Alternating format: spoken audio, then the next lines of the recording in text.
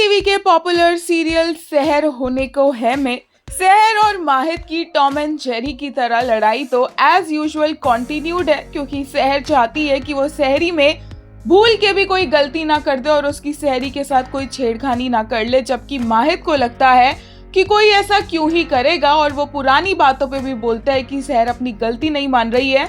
But सहर यहाँ पर माहिद को इमोशन से बाहर निकाल कर प्रैक्टिकलिटी दिखाती है और उसे ये समझाने की कोशिश करती है कि उसकी वीकनेस के बारे में सबके सामने उसे नहीं बोलना चाहिए था, आदमगंज के हादसे के बारे में, क्योंकि हो सकता है कि किसी ने जानबूझकर उसका फायदा उठाया और माहिद को इस बात पर विश्वास ही नहीं है कि उसके फैमिली में से कोई इस तरह से कुछ कर सकता है और वो थोड़ा अपसेट हो जाता है।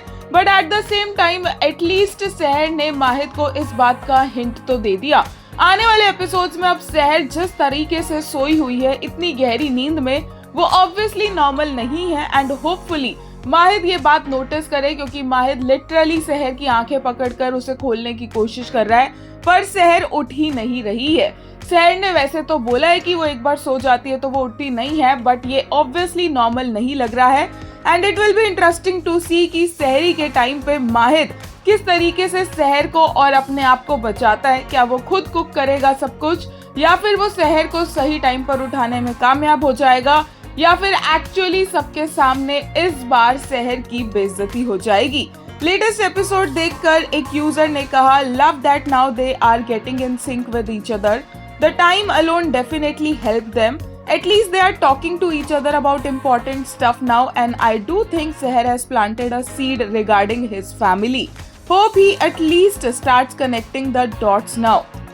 एक और ने कहा, my favourite frame from today's episode, एक ऐसे आंख में उंगली डाल के प्यार से उठाने वाला पति तो हम भी डिजर्व करते हैं। What was this माहिद?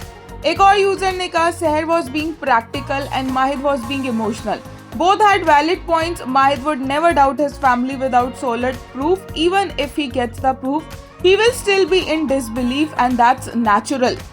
एक और यूजर ने कहा, बेडरूम बना बावर्ची खाना, his life after marrying Mrs. नमूनी खुराफाती।